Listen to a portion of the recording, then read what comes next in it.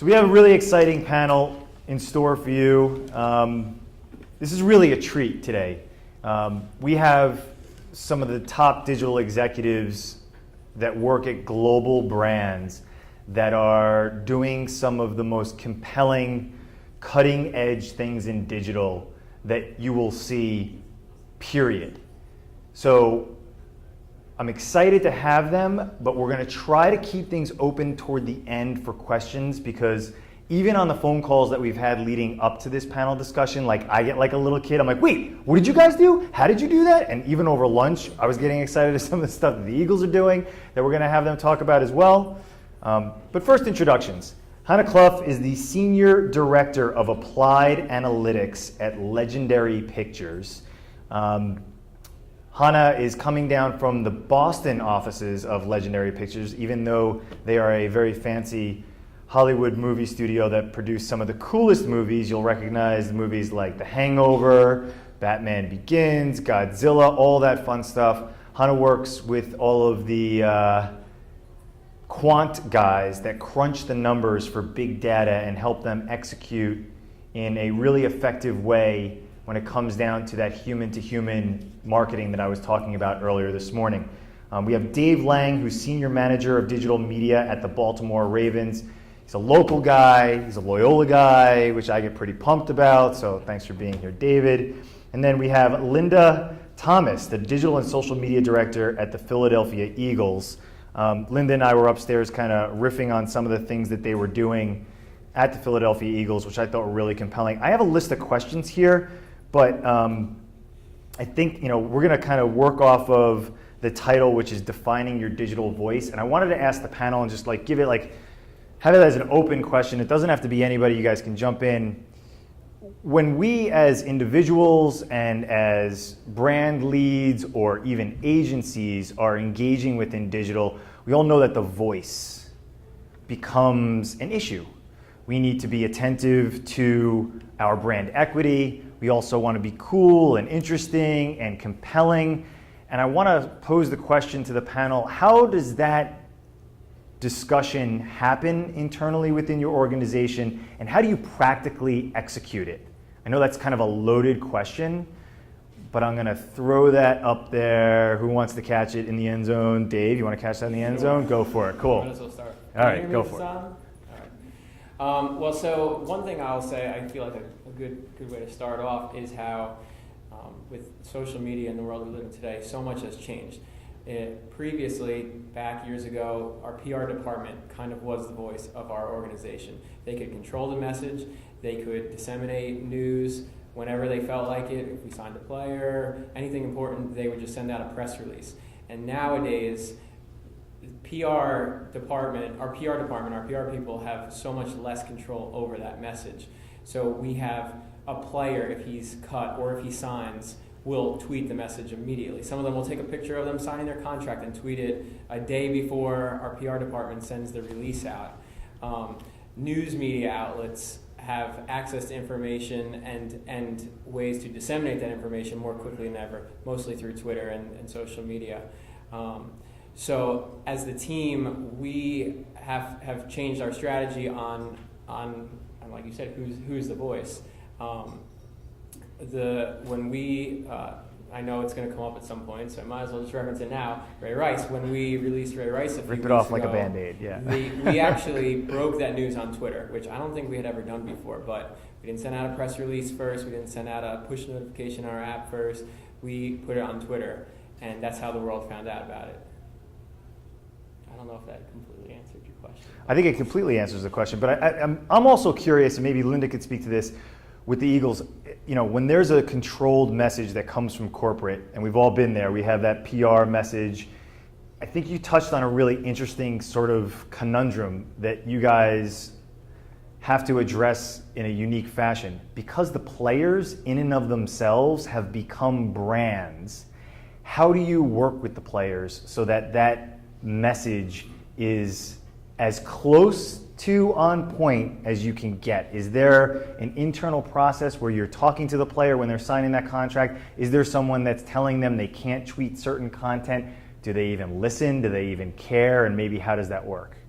Well, we actually have, wow, that's loud. Wow, that's loud. We have, as far as internally, when we're talking to players and what their goals are, a lot of times we don't really have control over what they say. Their agents sometimes make deals behind the scenes to release messages before we get to them as the team. But as far as what we're doing with corporate messaging, so if we sign somebody, how do we have to make sure that we're right rather than first. And I come from the news industry where it's better to be first and then correct it later on, because anybody and everybody will try to copy what we've done and say, oh, they said this. So we have to make sure that we're right. Being right and accurate is so much more important than being first. So that's in the world of social media. We do a break our news on Twitter as well, but getting back to the voice question. So our digital marketing voice, we have a different voice for each channel. So on Twitter, it's much more news centric. On Facebook, it's just like, hey, this is how I talk to my friends. And then on Instagram, we do much more of pictures that kind of pack a punch.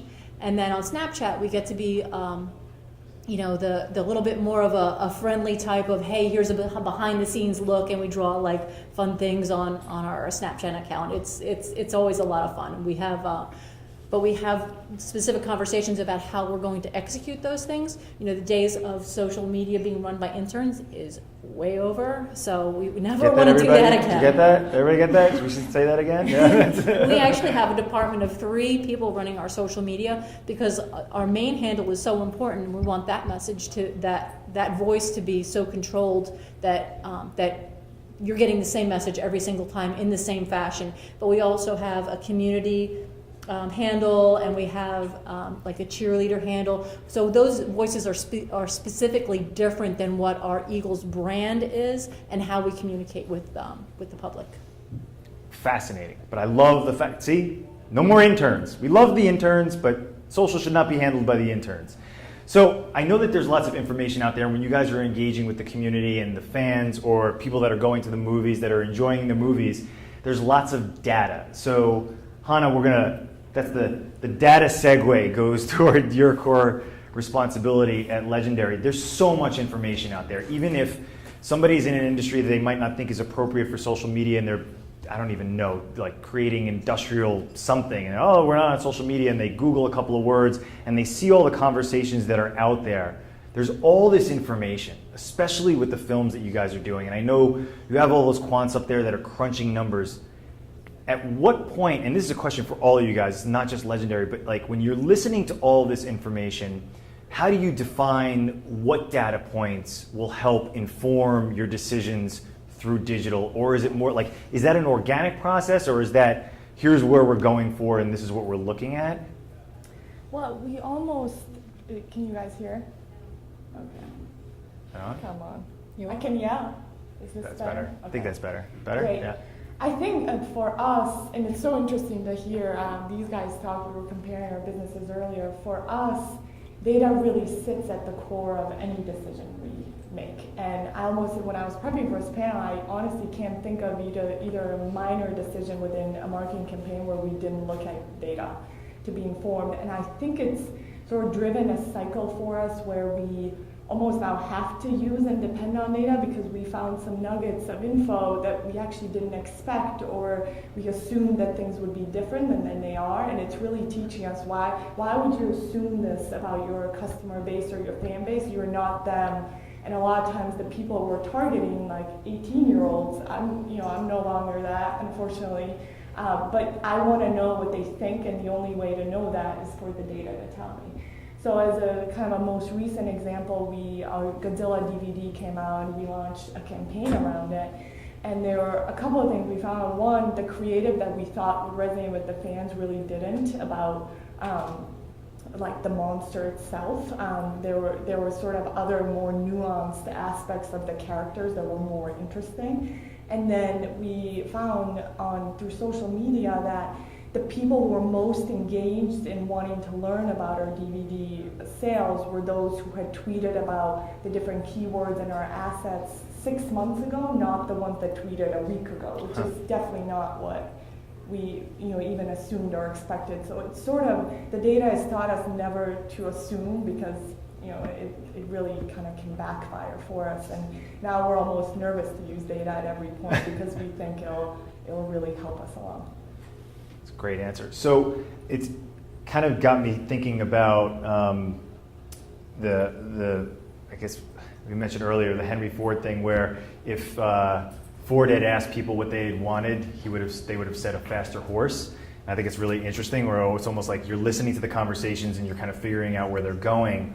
How much of what each of you are doing within digital allows for that feedback from the fan or the consumer of your brand, the products, and is the energy behind it driving specifically ticket sales or not ticket sales, or is it just a branding exercise? Does there have to be a definitive ROI based on everything? And if there is the community driving all of that, or are you just kind of like, listen guys, we're grabbing you by the collar and we're going to take you here because we know this is where you need to go?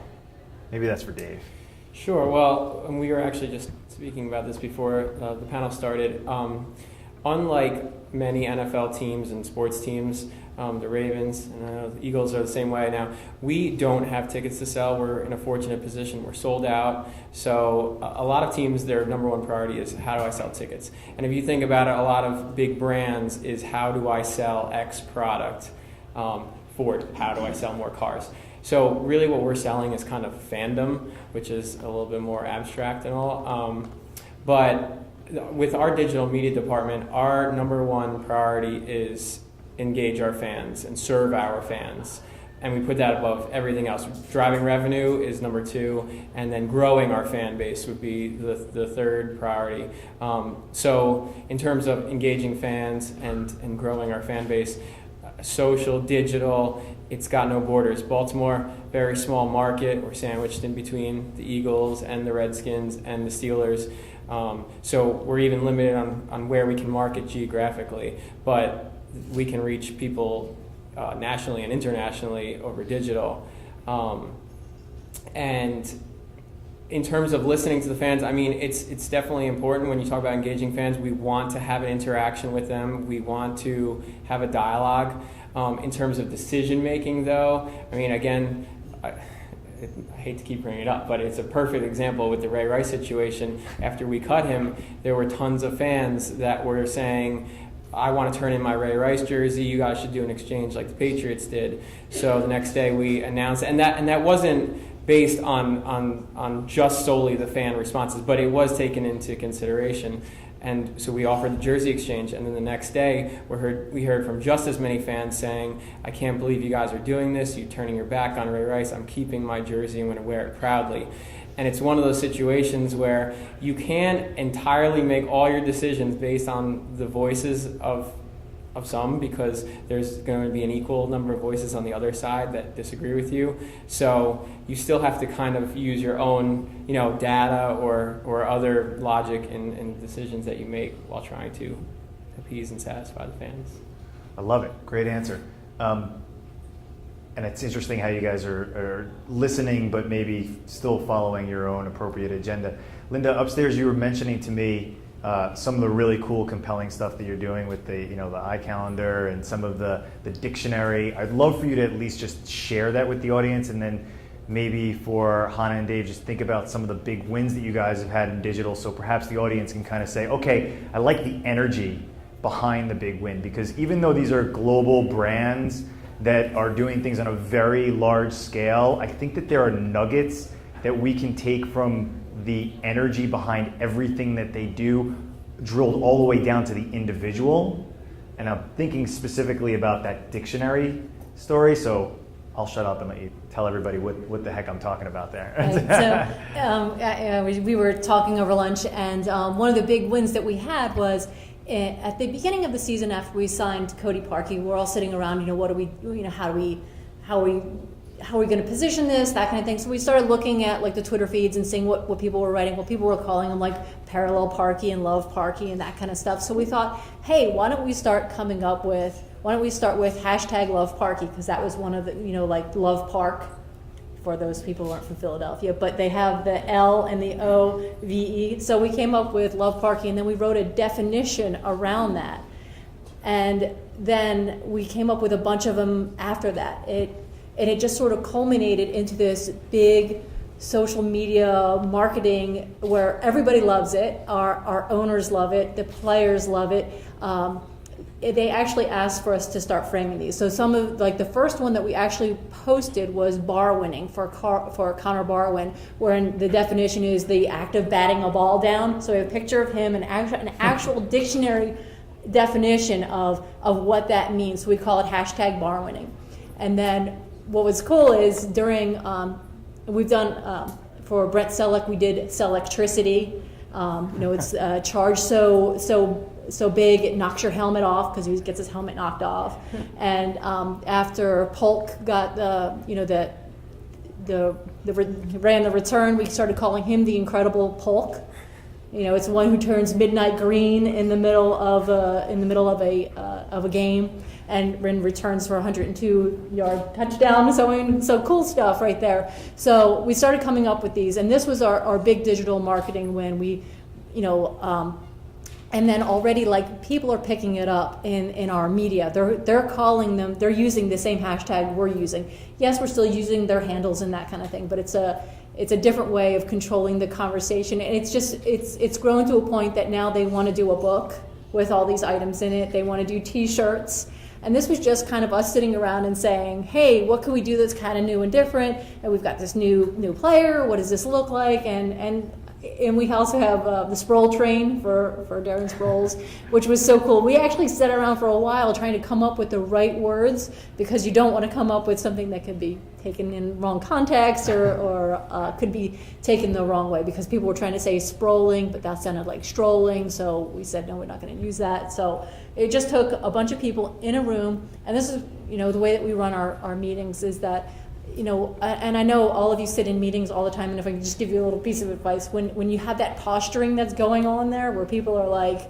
they just want to say something to say it. You want to encourage creativity, and we do a lot of whiteboarding, and every idea is a good idea. It's not a political thing, and a lot of people will do that. Anyway, just my 2 cents on that one. But anyway, it was fun. It's a lot of fun to do. So I think it's fascinating because you kind of bubbled up a really compelling idea that was sort of community generated and sort of user generated, but sort of not, maybe like along the energy of feeling community generated, but really you guys created it. And I'm curious, like Hana, from a major movie studio, how much reverence is paid to the shift? And this is a big deal. There's a lot of things that I learned about movies where they used to previously do the spray and pray type of mentality. We're buying lots of television ads. But now your group, responsible for data, is now tasked with doing those types of things, right? Like seeing what's happening on the ground and then maybe creating your own unique content that feels that way and is more appropriate and perhaps more compelling for the end user. Are you guys at Legendary facilitating systems and processes? I mean, Linda and Dave are obviously heading up full divisions in their organization that are solely responsible for this, even though it's a monster. How are you guys addressing it? Is it coming from Thomas Tull? Is Thomas saying, we need to talk to the person at the bottom of the funnel that has the Legendary tattoo on their wrist that Matt brought up that one time? But like, is that coming from the top down, or like, how is that working internally with Legendary? Maybe might be able to help everybody with their own businesses addressing that. Sure. I was just going to say our biggest victory was finding the guy who had a Legendary tattoo on his wrist. And we felt like we really targeted very well when we found him.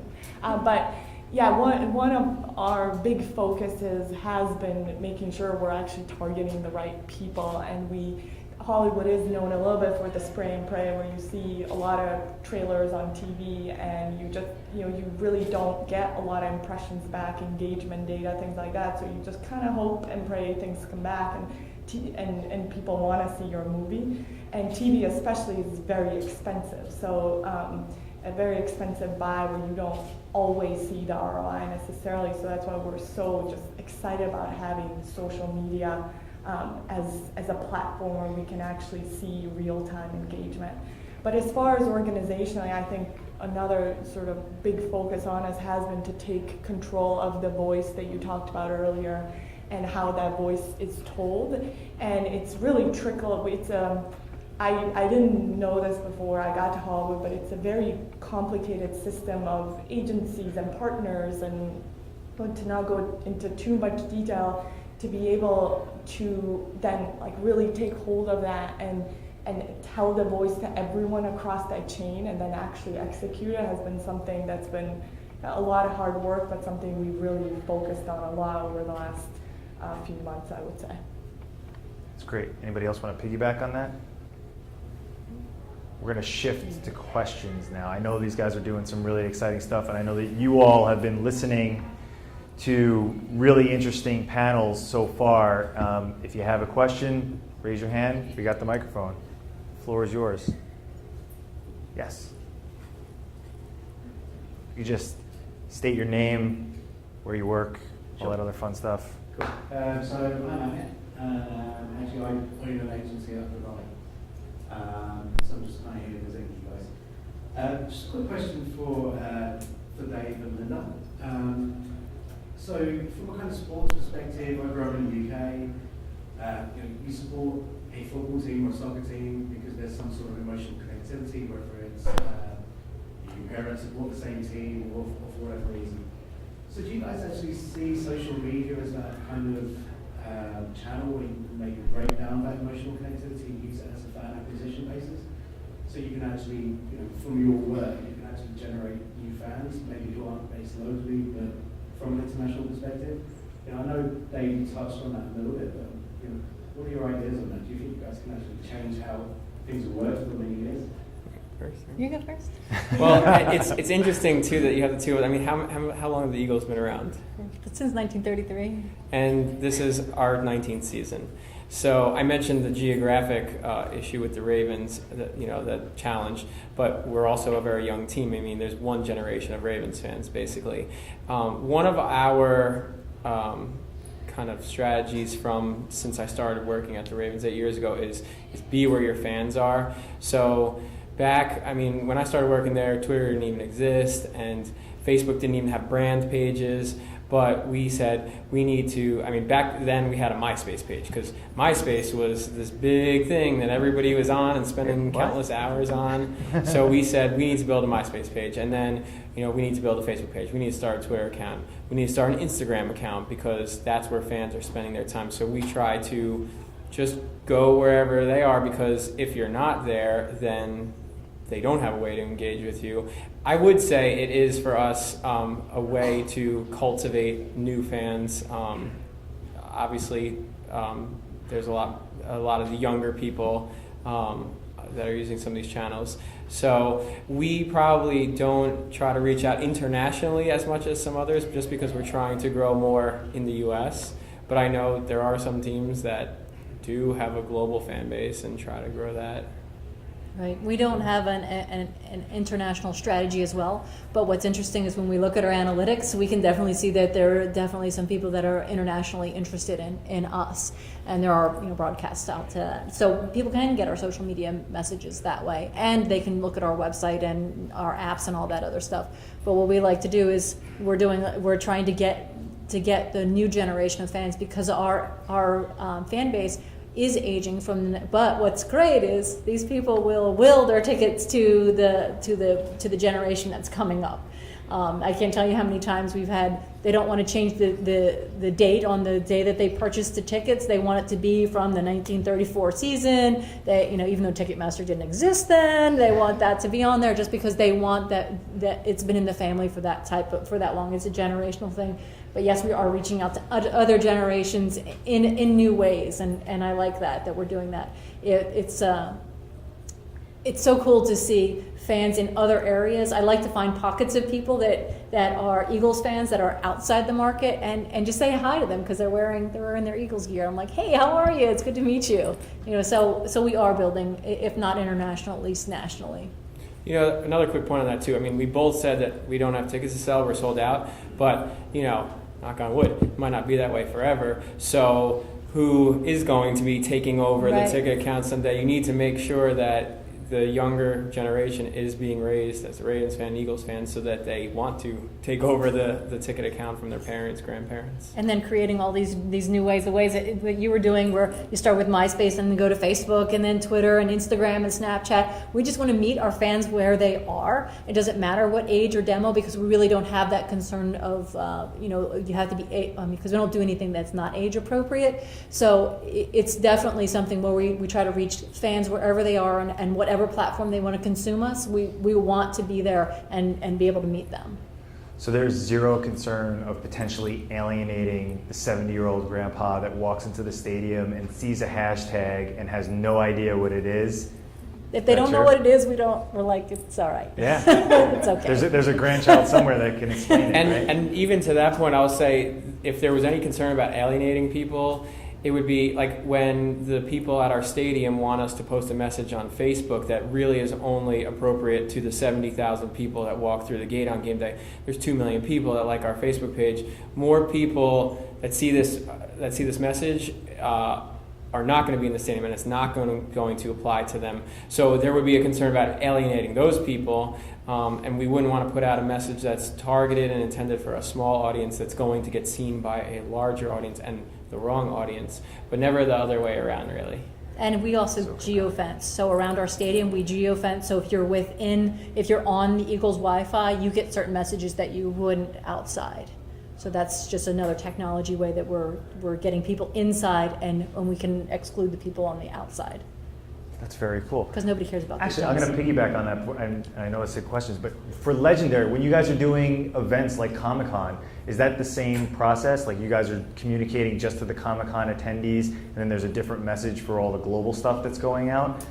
I think it's together. So Yeah. they both go out to both. So but, but it's certainly an event that is core to our house. So it's this event in San Diego where a lot of comic book fans come, and they're kind of at the core of our fan base, as you would say. So it's definitely the guys with the legendary tattoos that go to that, and we want to make sure they like us. Yeah, absolutely. And get more tattoos.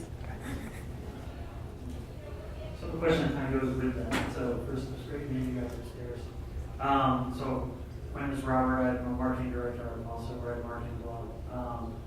So my question is really for all three of you, and it's kind of on a crisis communication side of things for social, because of course, as soon as somebody gets upset, they're going to say something. So, and you all have businesses that are tied to, no polite way to say it, but potential suckage, right? Let's say you have a bad season, or you have a series of bad games, or you have some movies that come out that don't do very well. So then when people come out and they're having conversations about these things or starting things, what are kind of the strategies that you have to deal with that, to continue the conversation? Social media is the 1-800 number of the 80s. It's the way people can respond to. Really, people used to call the 1-800 number to complain. Now social media is the way that they complain, and we deal with our fans. They love us and they hate us. But then you better not ever say anything bad about the Eagles, because they're, we call it the brotherly love, where you can pick on your brother, but if somebody else picks on your brother, you're dead meat. So it's one of those types of things. So we do a lot of, I wouldn't say necessarily crisis management, but when you lose, it's never good. We have a plan, social media-wise, on a Sunday, after a Sunday, on a Monday, we have a community day, always on Monday. So we always make sure we flip on Monday, whether we are celebrating a victory or if we're mourning a loss, that we make sure that we're talking about the community and the good things we're doing in the community, which helps sort of temper both of those types of things. We don't want to be too high and too low. We do try to temper it. So that's what we do. I was just going to say, too, I think fans need an outlet to release. I mean, we're not going to, we understand that people need to vent. Actually, on our message boards on game days, we have a game thread for people to come on and discuss the game, but we also have a vent thread that we open up. Like if we lose and people just want to go on and complain and vent, we say, do it right here. Give them an opportunity. Again, you can't let it get you down and affect you too much. And we won't delete the negative comments too, because you have to be transparent. If you delete stuff, Then they get more mad. Exactly. They're just going to pile on. So we give people the opportunity. I mean, from a business standpoint, I think that's your focus group. That's some valuable information. Again, it's one thing to talk about if people are complaining, oh, the team lost and Joe Flacco looked terrible. I mean, we can't really actually do anything per se to fix that. But if you have a product that you're marketing or a movie maybe, and people complain about the ending or they just complain about a way that the product doesn't work, I mean, that's great information then to improve the product. I wish it was that easy to just do with a football team. Yeah, I couldn't agree more. I almost wish people were more vocal when things sucked, because one of the things we found through our modeling is a lot of the sentiment on social media tends to be positive. So you get people on there who like your product, want to engage with it, just saw a great movie, want to tell you about it. I almost worry we don't get the people who are negative, so then you don't know if they don't say anything. I think we can send some people over your way. Yeah. Yeah. I don't need them right now. But there's a little bit of authenticity too, right? We also can't change a movie that comes out and people don't like. So what are you gonna do? You kind of gotta see it and almost let it play out, and almost guide your strategy around what the feedback is. So your marketing strategy, you want to know what you have and how good the product is, and only your fans can kind of tell you that.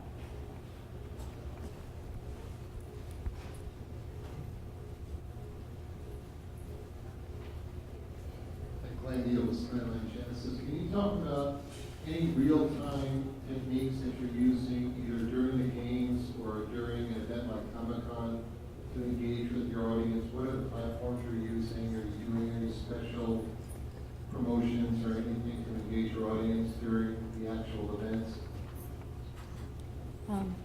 Do you guys use Adobe Social? Yeah. Well, so I know all NFL teams have a deal with Adobe Social, which there's so many different features in that tool, but one of them is a listening feature. So again, mostly on Twitter, but it can monitor everything from keywords to sentiment.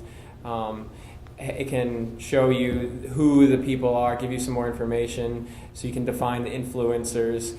So if there's somebody that has 10,000 followers, you can easily find their comment and retweet that if you choose. We also are just kind of looking the native ways too, just keeping an eye on different hashtags on Instagram, Instagram and Twitter, and looking at Facebook comments. I feel like there's a lot of tools out there available that we're not using that probably like a Legendary is. Yeah, we use all the sort of regular platforms that you would think of. One thing we've tried recently is capturing real-time fan engagement. So getting people to go to the movies and then getting them after the movie and capturing their reaction. And we are very excited about continuing to do that for future movies. I would say what's hard is how to make that authentic, and you kind of can't force a person to give you want it to be natural. You don't want to have to go, hey, can you do this reaction thing and post it here? You kind of lose people when you start asking questions like that. So we're trying to figure out how to make it more authentic to make people want to do that rather than force or asking them to do it. Because we love our marketing and everything, but it would be great to get more fan reactions to our movie because they speak for themselves.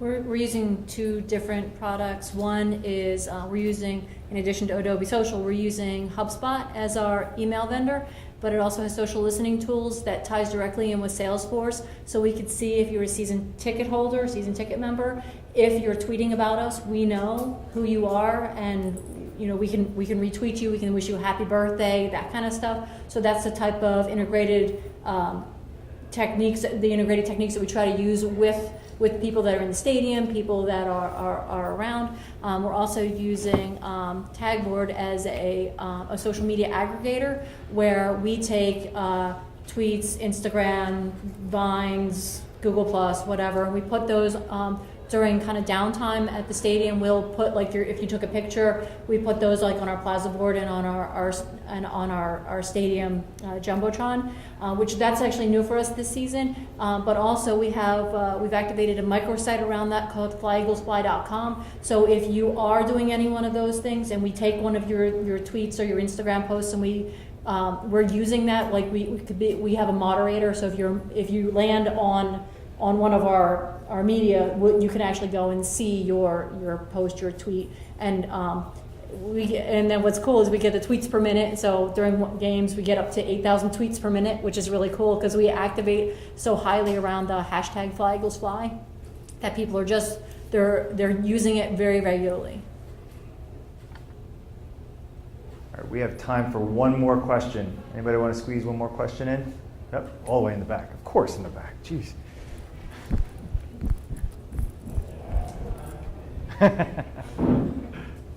Thank you. Jason Mangler with Verisign Technology. A comment and a question, if I can. Related to the suckdom, two statements back. I think about 5-6 years ago, ESPN and Comcast found that there was a number of people out there in the space complaining about the product. And they found someone internally said, great, why don't we host this blog? Why don't we internalize this, and therefore every month, week, year, we can put out the top 3, top 5 issues that showed the community that we're addressing them. And I think it did wonders for the product of ESPN and Comcast. My question though is Dave, you made a comment earlier about what you're selling, in the sense that your season tickets are topped out. And the same thing with the Eagles. Tickets are topped out, you're not selling tickets. Are you not selling merchandise? I mean, wouldn't you say that your product is addressing merchandise as an additional revenue stream now that you're not getting any additional revenue from tickets? That's a good question. And yes, we are selling merchandise. We actually recently took our retail in-house, opposed to having it be handled by a third-party vendor. So yes, that is a goal. But merchandise for us is kind of treated similarly to kind of all our other company and marketing initiatives. So we have a women's club, Purple, which has I think 30,000 female fans, and they do events and other things for that group. So we have to market that group. We have a youth football program. There's all different kind of company-wide initiatives. We do other third-party events at our stadium, like college football games, concerts. So there's not a lot of advertising for all of those things and promotion outside of the stadium on game day, which again, you're reaching just the audience of 70,000 people 10 times a year. And then, I mean, there's not much outside advertising. Most of it is through our digital and through our social channels. So yes, we do promote our retail, but it's kind of along with all those other internal initiatives that we have. And yeah, we do make money, but from it, I guess ticketing is the big kahuna. That's ticketing and sponsorship are the majority of your revenue, and obviously the other stuff's important, but not as important. What's next for you guys? That's the last question. I had to get the last question in. What's next? Anything that you guys see in digital that's sort of compelling that you're paying attention to and just checking out, or is it just continue to follow the energy of what you're currently doing? Well, for us, mobile is the huge initiative, and I could talk for another hour about it. And for years, everybody has said that this is the year of mobile.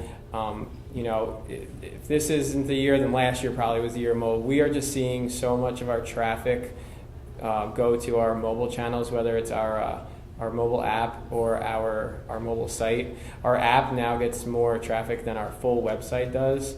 So you talk about going where people are. I mean, it's always had BaltimoreRavens.com as the center of the universe, and all these other things were ancillary or drove traffic back to it. There might be a day where the website is not the center, and maybe it's the mobile app where people go. So we're trying to focus on creating a mobile experience that is just as good as, if not better than, the website experience. And we're going to be launching a tablet app in the next month or two. So we just expect the mobile traffic to continue to grow. So for us, it's same sort of thing. With our app, we have just instituted that if you're a season ticket member, you get special pre-game, halftime, and post-game photo that you have to authenticate with your Ticketmaster number to get.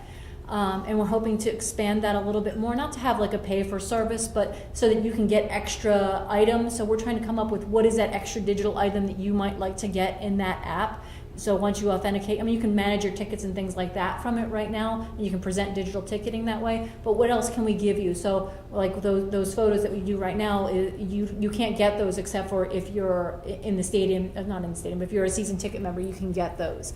But definitely mobile and app and what the development looks like in the future is really where we're headed. And then, we've seen the shift. It used to be on the .com all the time, and it's well in the mobile range right now, where we're 60-40. It used to be 40-60, now it's 60-40 traffic is mobile versus desktop. And the number of downloads for our app is 700,000. So that's huge. So those are big numbers that we want to continue to grow. It's my goal to get to 1 million. I get jealous hearing these guys talk about ticketing because we don't control our own tickets, and conversion is one of the hardest things for us. So when you talk about these apps and things, I just salivate over here.